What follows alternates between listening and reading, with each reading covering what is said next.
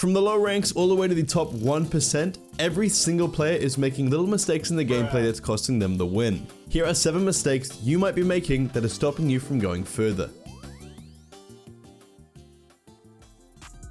This is something that can be seen across all ranks and normally comes out of panic. The main instance where this can be seen is when it comes to clearing the ball. When you have to clear the ball or just bang it down the field, you oftentimes have a split second where you can change which direction you send it in, instead of just hitting it and hoping. Now, during the split second, you should take in the position of everyone on the field. If you're playing threes and you see 2 opponents on the left-hand side of the field and only 1 on the right-hand side, it is oftentimes a lot better to send the ball to the right, to the single player, than to send it down to the side with more. The reason being, simply, you're going to have a much easier time challenging and contesting a ball against 1 player than you are going against 2. Now yes, that seems very simple, and it is really. But when this really comes into effect is when you already have players pushing up the field. If you notice you have teammates making a move up the field, instead of trying to solo play your way out of defense, you can bang the ball up in the air in their direction and let them work on it. In your opponent's eyes, they will instantly just see it as a clear from you, but they will soon be very quickly getting challenged by a teammate who is already close enough to impact the play. In short, you hit the ball into a space where a teammate is going to be able to apply more pressure. This way, you do not give your opponent time to breathe. If you don't know what this means, it probably means you're doing it. Essentially, this means you are in certain situations thinking you are a better player than you actually are and trying stuff that you simply cannot do. It would be like if you and a teammate are pushing up against a defender by themselves. You're in a 2v1 and it should be a very easy goal for you guys, either through a good shot, a bump play, or a pass to get around the last defender. But instead of this, you take the ball up the wall and go for your first ever flip reset. What's going to happen is you're going to miss the reset. Your other opponent now has time to get back and help his teammate. Your own teammate is out of position, and you basically just give them the ball for free. And now they have their own 2v1 while you recover. Basically, what this tip means is to stop throwing games because you do stuff you know you can't do. If you can't aerial yet, you don't have to go for them. You can play to your strengths, you can stay on the ground. If you can't hit flip resets consistently, don't go for them. Yes, the best way to get better at mechanics and the game in general is to go for stuff, but you need to put some time into free play to get the basics of the mechanic down first in order to attempt it in a game. You also have to remember your teammate. Would you rather have a teammate that took the safe option and played to win rather than always playing to get clips and messing around? If you want to win, you have to be the teammate you would want. And I'm sure that's not the guy who's throwing the ball away missing his air dribbles. On a side note, personally, I reckon going for clips and fun shots is fine if you are already winning, because you aren't really risking anything. But once the game becomes losable, then you focus up and you play to win.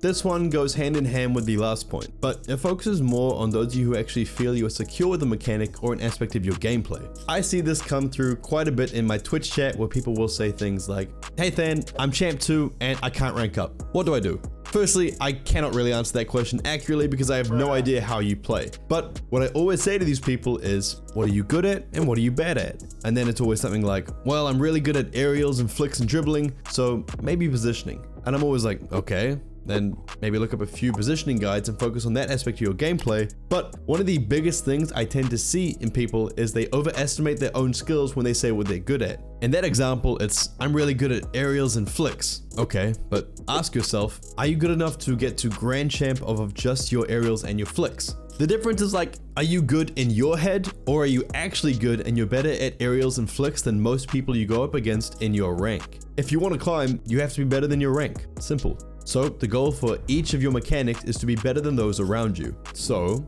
don't be easy on yourself. Say, okay, I'm good at aerials, but I can definitely be better. I could work on my air roll more, and I could focus more time on my accuracy while I'm in the air. The harder you are on yourself, the more you improve. The easier you are on yourself, the more slack you become. This one is pretty straightforward. If you give your opponents time, they will take that time. And then once they get comfortable, they become so much more of a threat. So you need to pressure them before they get comfortable. This means you need to stay in their face and stop them from being able to take those few extra touches. You need to make sure that while you're moving around the field, you are doing so in a way that makes you maintain pressure. Now, the easiest way to do this is to pick up the little boost pads. You might be wondering how keeping boost equals keeping pressure, but it's simple. If you always have boost, you can always stay in the play. If you are low on boost, boost, you are limited in what you can do, and you're oftentimes just going to turn away and go for the full boost pads. By picking up the small boost pads, you are avoiding this and allowing yourself to stay active on the field. Whenever your opponent has the ball, make sure someone is pressuring them. If it's your teammate, then you're fine. But if your teammate is rotating back, you need to push to make sure your opponent doesn't get control of the ball for free. Push up, cut down the space they have, and force them to do something or make them lose the ball. This is another easy one that people don't do. Think about it like this. If you shoot, even though you won't score 90% of the time, why would you shoot? All you are doing is giving your opponent the ball for free. And you often see players shooting when they have no chance of scoring and while their team isn't ready to get the rebound. And all this does is give your opponent the ball for free and lets them have an easy counterattack goal while your teammates are getting back. People often panic and just think, well, I have to hit the ball towards the goal because that's how you score, and scoring means winning. Wrong. You don't have to do this, as it's going to give the ball away 90% of the time into a defender that's just waiting for you to hit it straight at them. Instead, what you can do if you don't have a chance to score is to instead play the ball to the side or off the backboard. This is seriously underused across all ranks. Your opponent is looking to defend their net. Yes. If you shoot just to the side of their net or to the backboard, they're going to jump, not be able to reach it, and they're going to miss the ball. You, knowing where it's going to go, can then immediately get a follow-up hit and have a much easier time scoring. Very simple to just tap the ball to the side and maintain pressure rather than slam it straight into them and give away possession. I saw in a video recently someone mentioned the fact that Forky, an incredibly mechanical and talented player, doesn't start playing ranked until he feels he is fully warmed up. So, if a player that is better than me and you combined is going to spend so much time warming up, why would we not do the same? Taking the time to warm up before a ranked session is the very least you can do to make sure you are playing the best you can. Now, I'm not saying you have to spend an hour in free play, but just give yourself a little routine to work on. A few training packs on shooting, maybe some speed work or aerial work. Basically, just make sure you're actually trying to warm up before you go in and test yourself against others. Now, if you do want a quick warm-up routine, I can link one in the top right-hand corner of your screen now.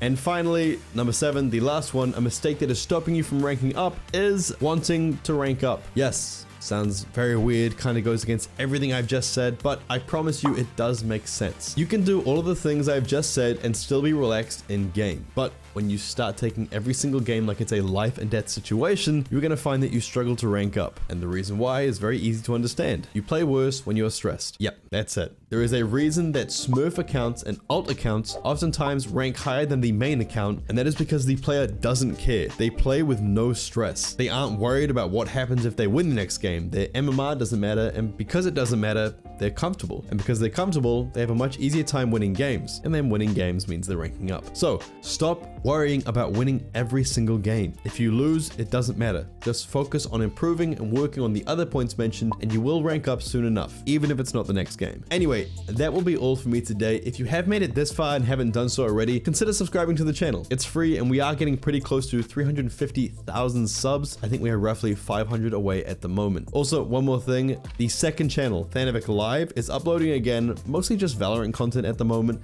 I think, but please do head over and check that out if you want to. Also, apologies if I sound sick. I think I just am sick, so I can't do much about that one. Anyway, but that's all from me. Thanks so much for watching, and I'll see you next time.